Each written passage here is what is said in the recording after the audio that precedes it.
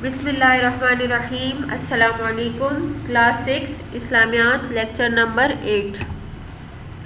دیکھیں بیٹا، اس سے پہلے ہم نے پڑھا کہ حضور اکرم صلی اللہ علیہ وسلم کو جب نبوت ملی تو مسلمانوں کو ہر طرح سے ستانا شروع کر دیا. ٹھیک ہے نا، مطلب ایک طرف سے حضور اکرم صلی اللہ علیہ وسلم دعوت کا کام کرتے تو دوسری طرف کفار جو تھے وہ آپ صلی اللہ علیہ وسلم کو ستانے کی ہر طرح کوشش کرتے.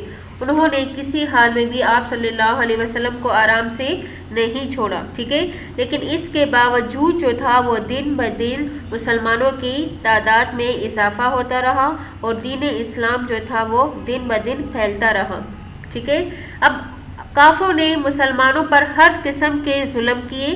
ٹھیک ہے نا، مگر مسلمان جو تھے وہ دن بدن بڑھ ہی رہے تھے. ٹھیک ہے، کوئی بھی پیچھے ہٹنے کو تیار نہیں تھا.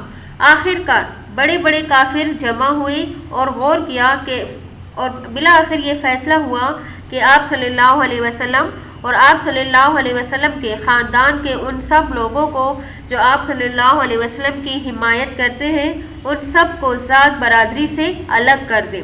ٹھیک ہے، یعنی ان سے تمام رشتے جو ہے وہ تعلقات کو ختم کر دیا جائے. نکاح بیاہ، خرید و فروخت، مزدوری، نوکری، بول چال سب بند کر دیے.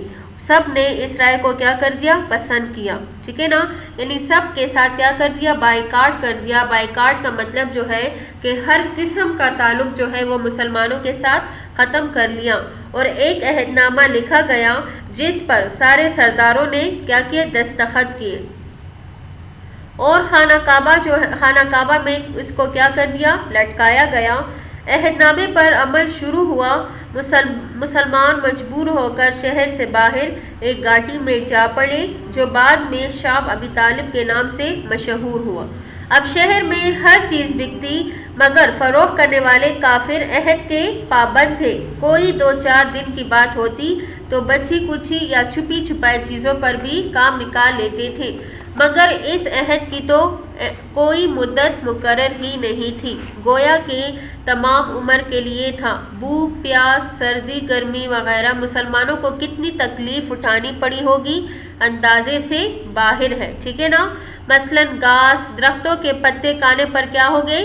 مجبور ہو گئے. ٹھیک ہے، اللہ کی پناہ بے بسی کا یہ عالم تھا کہ بچے جو تھے بھوک سے کیا کھو رہے تھے؟ بلبلا رہے تھے. سچ تو یہ ہے کہ پتھر بھی آپ صلی اللہ علیہ وسلم اور مسلمانوں کی یہ حالت دیکھ کر پٹ پڑے، مگر افسوس کافروں کے دل جو تھے وہ نرم نہ ہوئے. ٹھیک ہے، کفار نے یہ معاہدہ نبوت کے 7ویں سال کیا تھا، یعنی حضور اکرم صلی اللہ علیہ وسلم کو نبوت کے 7 سال ملنے کے بعد. ٹھیک ہے، اب عہد نامے کا آپ صلی اللہ علیہ وسلم کی عمر مبارک کا 50واں سال تھا اور بائیکاٹ کو 3 سال ہونے کو تھے. ٹھیک ہے، 3 سال ختم ہونے لگے مگر بائیکاٹ جو تھا وہ ختم نہ ہوا.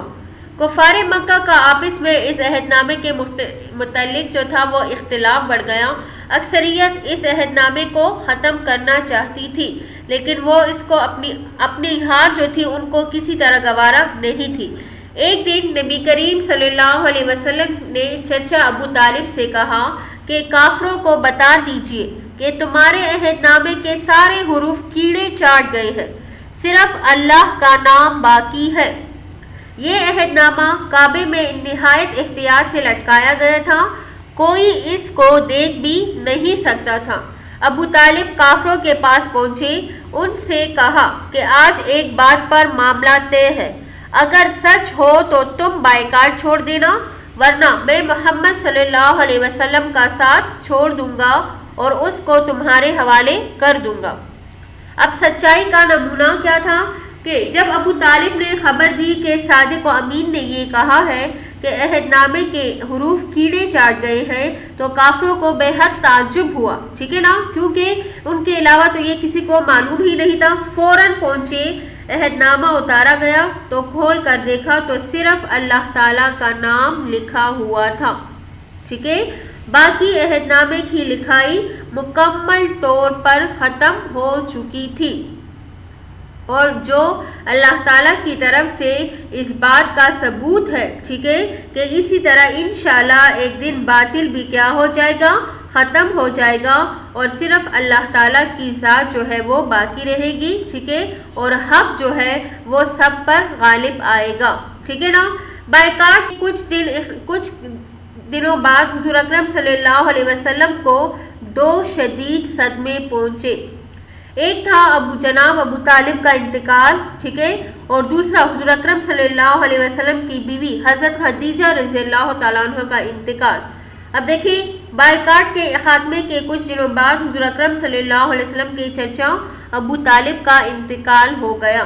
مکہ کے کفار ابو طالب کے احترام کی وجہ سے حضور اکرم صلی اللہ علیہ وسلم کو کھل کر تکالیف نہیں دیتے تھے، لیکن اب وہ حضور اکرم صلی اللہ علیہ وسلم کو کھلم کھلا یعنی واضح ظاہری طور پر تکلیفیں دینے انہوں نے شروع کر دی، ٹھیک ہے نا۔ جیسا کہ پہلے آپ لوگوں نے پڑھا کہ ایک وفد ابو طالب کے پاس گیا، ان سے کہا کہ اپنے بھتیجوں کو سمجھا دو، ٹھیک ہے، تو اسی طرح ڈائریکٹ جو تھا وہ آپ صلی اللہ علیہ وسلم کو تکلیفیں نہیں پہنچاتے تھے، ٹھیک ہے، لیکن حضرت ابو طالب کے انتقال کے بعد انہوں نے حضور اکرم صلی اللہ علیہ وسلم کو کھلم کھلا تکالیف دینے شروع کر دی۔ آگے ہے دوسرا صدمہ جو تھا وہ تھا ابو طالب کے 3 دن کے بعد حضور اکرم صلی اللہ علیہ وسلم کی وفادار بیوی، ٹھیک ہے، حضرت خدیجہ رضی اللہ تعالیٰ عنہ کا بھی انتقال ہو گیا۔ ان دونوں کے ذریعے حضور اکرم صلی اللہ علیہ وسلم کو بہت زیادہ مدد ملتی تھی، ٹھیک ہے، جو کہ اب ختم ہو گئی۔ دیکھیں، آپ لوگوں نے پڑھا کہ نبوت ملنے کے بعد حضور اکرم صلی اللہ علیہ وسلم جب گھر آئے تو سب سے پہلے انہوں نے حضرت خدیجہ رضی اللہ تعالیٰ عنہ کا یہ واقعہ سنایا، تو حضرت خدیجہ رضی اللہ تعالیٰ عنہ ہی تھی جنہوں نے آپ صلی اللہ علیہ وسلم کو تسلی دی، ٹھیک ہے نا، اور ان کا حوصلہ بڑھایا اور سب سے پہلے ان پر ایمان لائی، ٹھیک ہے نا۔ تو اسی طرح ان کا بھی کیا ہو گیا؟ انتقال ہو گیا۔ ان دونوں کا انتقال آپ صلی اللہ علیہ وسلم کے لیے بہت بڑا صدمہ تھا، اس لیے اس سال کو عام الحزن یعنی رنج و غم کا سال کہا جاتا ہے۔ اس وقت آپ صلی اللہ علیہ وسلم کی عمر مبارک 50 سال تھی۔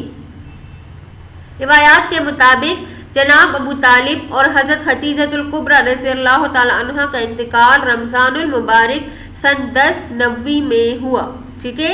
تو آج کا سبق آپ لوگ کا اختتام کو پہنچا، ٹھیک ہے۔ تو آج ہم نے پڑھا بائیکاٹ کے بارے میں کہ بائیکاٹ کی مدت کیا تھی، 3 سال تک رہا، ٹھیک ہے نا، اور اس میں آخر میں بائیکاٹ کیسے ختم ہوا، ٹھیک ہے۔ اور عام الحزن کے بارے میں کیا جانتے ہیں کہ عام الحزن کس کو کہا جاتا ہے؟ کہ جس سال حضور اکرم صلی اللہ علیہ وسلم کو 2 صدمے پہنچے، ایک صدمہ ابو طالب کا انتقال اور دوسرا صدمہ حضرت خدیجہ رضی اللہ تعالیٰ عنہ کا انتقال، ٹھیک ہے بیٹا۔ والسلام، شکریہ۔